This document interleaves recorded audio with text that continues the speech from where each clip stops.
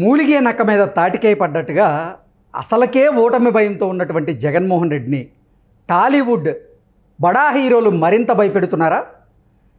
టాలీవుడ్ బడా హీరోలు ఇచ్చినటువంటి పిలుపు మేరకు జగన్మోహన్ రెడ్డిలో ఓటమి భయం రెట్టింపు అయిందా అంటే అవునని సమాధానం ఇస్తున్నారు కొంతమంది రాజకీయ విశ్లేషకులు. ఇక ఇదే అంశానికి సంబంధించి మనతో మాట్లాడేందుకు ప్రముఖ రాజకీయ విశ్లేషకులు కృష్ణకుమారి గారు మనతో ఉన్నారు. మేడంతో మాట్లాడదు.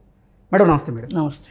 మేడం, అసలే మూలిగే నక్క మీద తాటికాయ పడ్డట్టుగా జగన్మోహన్ రెడ్డి ఇప్పటికే ఓటమి భయంలో ఉంటే ఈ టాలీవుడ్ బడా హీరోలు ఇచ్చినటువంటి పిలుపుకి జగన్మోహన్ రెడ్డికి ఆ భయం రెట్టింపు అయింది అంటూ ఒక వార్త ఇప్పుడు సోషల్ మీడియాలో చక్కర్లు కొడుతుంది.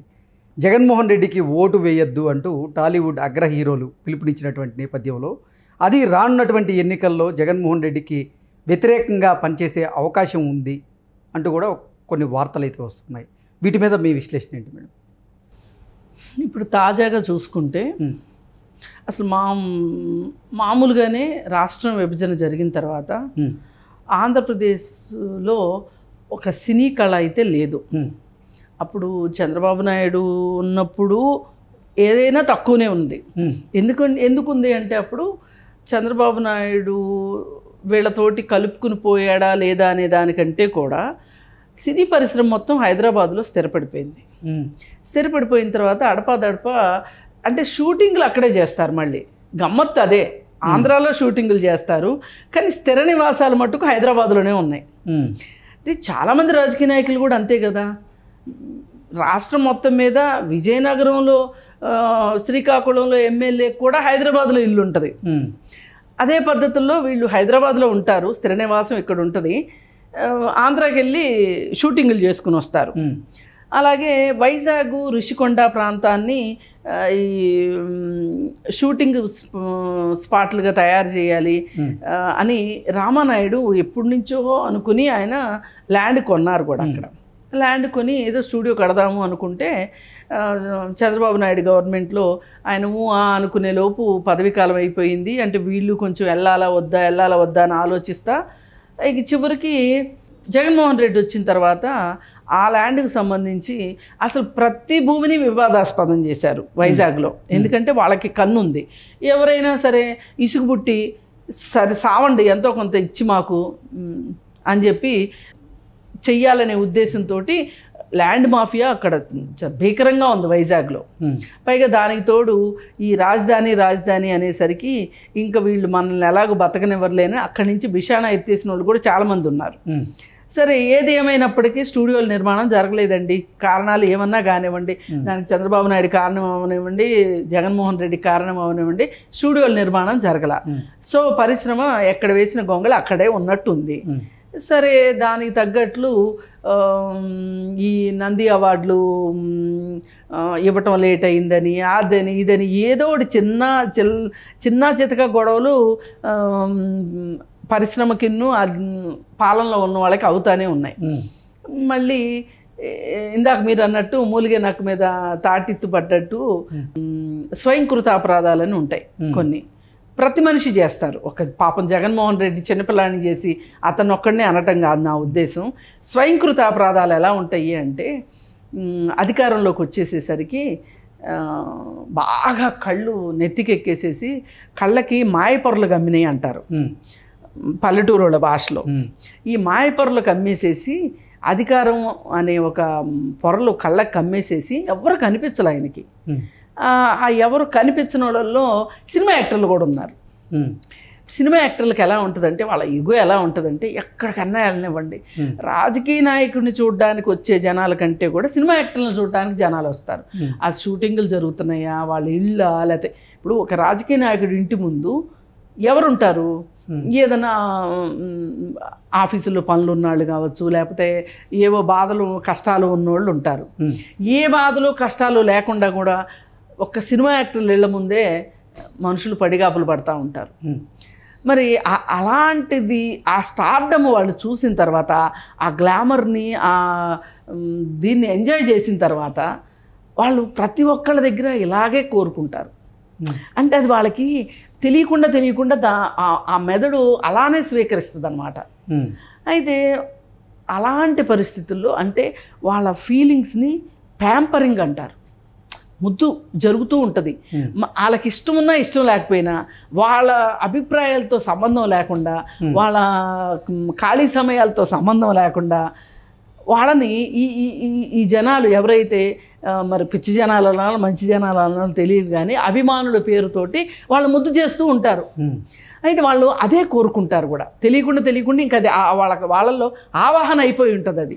అయితే సరే, మామూలుగా అయితే ఏ ముఖ్యమంత్రి అయినా సరే సినిమా వాళ్ళని ఒకంత బాగా చూసుకుంటారు. అది వాళ్ళకి మనసులో గ్లామర్ అంటే ఇష్టం ఉండి కాదు, ఏమో ఎప్పుడు ఎవరితో ఏ అవసరం పడుతుందో, ఎందుకు వచ్చింది అనే ఉద్దేశంతో జాగ్రత్తగా ఉంటారు. అలా ఉన్న వాళ్ళల్లో చంద్రబాబు నాయుడు కూడా చాలా మర్యాదగా ఉన్న పరిస్థితి ఉంది. అలాగే వైఎస్ రాజశేఖర రెడ్డి గారు కూడా ఏ మాటకు ఆ మాట రాజకీయ నాయకులు, సినిమా యాక్టర్లతోటి మంచి సంబంధాలు ఉన్నాయి. ఆయనకి మంచి సంబంధాలు. ఇప్పుడు నాగార్జున తోటి యాడ్లు ఇప్పించుకోవటం కానీ ఏదైనా కానీ, అంటే వీళ్ళు చెప్తే బాగుంటుంది. ఇప్పుడు అమితాబ్ బచ్చన్ పోలియో డ్రాప్స్ వేసుకోండి అని చెప్పి యాడ్ ఇస్తాడు, ఆయన డబ్బులు తీసుకుని చేయడు అది. కానీ ఎందుకు చేస్తాడు? ఆయనకి అదొక దేశం కోసం నేను ఏదో చేశాను అనే ఒక తృప్తి కోసం. కానీ నిజంగానే ఆయన పోలియో వేయించుకోమని చెప్తే చాలామందికి ఆయన మొహం తెలుసు. ఇప్పుడు ప్రధానమంత్రి మొహం కూడా తెలియకపోయినా ఆశ్చర్యపడక్కర్లేదు, కానీ సినిమా యాక్టర్ల మొహాలు అయితే ప్రజలకు బాగా తెలుసు. అందుకని వాళ్ళు అడ్వర్టైజ్మెంట్లు చేస్తూ ఉంటారు. అయితే ఈ ప్రాసెస్లో వీళ్ళు దీనికి అలవాటు పడిపోయి ఉన్నారు కదా, వీళ్ళని పోయినసారి తాడేపల్లి ప్యాలెస్కి పిలిపించుకొని జగన్మోహన్ రెడ్డి వాళ్ళని నడిపించాడు, ఫ్యాషన్ పెరేడ్ చేయించాడు. అది వాళ్ళకి చాలా కోపం వచ్చింది. మమ్మల్ని ఇలా పిలిపించి ఇలా చేస్తారా? మామూలుగా అయితే దగ్గర దాకా కార్లు వస్తాయి, ఏదో ఒక ప్రోటోకాల్ ప్రకారం వాళ్ళని రిసీవ్ చేసుకోవటం, అవసరమైతే సీఎంఏ రిసీవ్ చేసుకునేంత పరిస్థితి ఉంటుంది. ఏం నష్టమేముందండి? వాళ్ళు ఏమంత కాని వాళ్ళు ఏమన్నా జైలు నుంచి రిలీజ్ అయిన ఖైదీలా? కాదు కదా. అలా చేయకపోయాడు జగన్మోహన్ రెడ్డి. వెళ్ళిన తర్వాత కూడా చాలా ఓవర్ యాక్షన్ చేశాడు. లోపలికి వెళ్ళిన తర్వాత మాట్లాడే విషయాల్లో కూడా చాలా, అసలు ఇదేదో ఇజ్రాయెల్ కన్ను పాలస్తీనాకు మధ్య చర్చలు జరుగుతున్నంత సీరియస్నెస్ చూపించాడు అక్కడ. చూపిస్తే వీళ్ళు కూడా ముళ్ళ మీద కూర్చున్నారు. కానీ తప్పదు, అవసరం ఉంది, అతని చేతిలో పనులు ఉన్నాయి. ఏంటి అంటే టికెట్ రేట్లు తగ్గించిన సందర్భం అది. మరి టికెట్ రేట్లు తగ్గిస్తే కనుక, వసూళ్ళు పడిపోతే కనుక మళ్ళీ అది ఎక్కడికి వెళ్తుంది? వెళ్ళి హీరోల రెమ్యూనరేషన్ దగ్గరికే వెళ్తుంది. అందుకోసం అని చెప్పి వాళ్ళు ఏం చేశారు అంటే మాట్లాడటానికి వెళ్ళారు. అవసరం అంది కదా, పోనీ లొంగుందాం, పోనీ అని వాళ్ళు సర్దుబాటు చేసుకున్నారు. చేసుకుంటే ఆ తర్వాత అంతకుముందు పవన్ కళ్యాణ్ సినిమాకి రేట్లు తగ్గించటం, రామ్ చరణ్ సినిమాకి రేట్లు పెంచటం, మళ్ళీ జూనియర్ ఎన్టీఆర్ సినిమా టైం అప్పుడు రేట్లు పెంచటం, ఇలా ఒక 3 ముక్కలాట అలవాటు అయిపోయి ఆయనకి. ఆయన కూడా 3 అగ్ర హీరోల మధ్యలో 3 ముక్కలాడటం మొదలెట్టేసరికి ఇది కాస్త వాళ్ళు సినిమా వాళ్ళు వాళ్ళకి అభిమానుల విషయంలో వాళ్ళకి ఎన్ని తగాదాలు ఉన్నాయి అప్పటికీ, ఏదైనప్పటికీ కూడా మళ్ళీ వాళ్ళంతా ఒకటే. వాళ్ళు ఆ మాట కూడా చెప్తుంటారు, అరే మా కోసం కొట్టుకు చావబాకంటారా, మేమంతా ఒకటేరా అని. అయితే ఇక వాళ్ళు మనసులో బాధ పెట్టుకున్నారు. ఇది సరిపోనట్లు ఇంకొంచెం ఓవర్ యాక్షన్ ఏం చేశారంటే, పవన్ కళ్యాణ్ని దెబ్బతీస్తున్నాము అనే ఒక ఉద్దేశంలో వాళ్ళు సాక్షాత్తు రాజ్యసభలో విజయసాయిరెడ్డి చర్చ పెట్టాడు, ఈ హీరోలకి ఇంత రెమ్యూనరేషన్ ఎందుకు ఇవ్వాలి అని. అసలు ఇప్పుడు ఈయన ఎవరి తరఫున వకాల్తా పట్టుకున్నాడు? ఇప్పుడు సినిమా ఇండస్ట్రీ అంటే మీకేదో ఒక 4 హీరోలు, లేకపోతే 4 ప్రొడ్యూసర్లు, 4 డైరెక్టర్లు కనిపిస్తారేమోగా. కానీ మీకు అర్థం కావాల్సింది ఏంటి అంటే, 24 క్రాఫ్ట్స్లో ఉండే కార్మికుల దగ్గర నుంచి థియేటర్ల దగ్గర బడ్డీ కొట్లు పెట్టుకుని జీడీలు అమ్ముకునేవాళ్ళు, బజ్జీలు అమ్ముకునేవాళ్ళు, ఒక్కబడి అమ్ముకునేవాళ్ళు, మొక్కజొన్న కండీలు అమ్ముకునేవాళ్ళు, అంటే వీళ్ళని కాదు వాళ్ళని కాదు, ఇంకా మరీ మాట్లాడాల్సి వస్తుంది, దొంగ టికెట్లు అమ్ముకునేవాళ్ళు అందరూ ఆ పరిశ్రమ మీద ఆధారపడి ఉన్నారు. అందుకే దాన్ని పరిశ్రమ అన్నారు, సినిమా ఇండస్ట్రీ అన్నారు. మరి ఆ ఇండస్ట్రీలో నువ్వు తీసుకునే ఒక పిచ్చి నిర్ణయం వల్ల, అంటే చాలామంది తొగ్గులకు అనకుండా జగ్గులకు అంటున్నారు కదా, నీ జగ్గులకు విధానాలతోటి నువ్వు పవన్ కళ్యాణ్ మీద నీ కోపం, అది అందరి మీద వేసి రుద్దటం అనేది ఏదైతే ఉందో దాన్ని సినిమా యాక్టర్లు జీర్ణించుకోలేకపోయారు.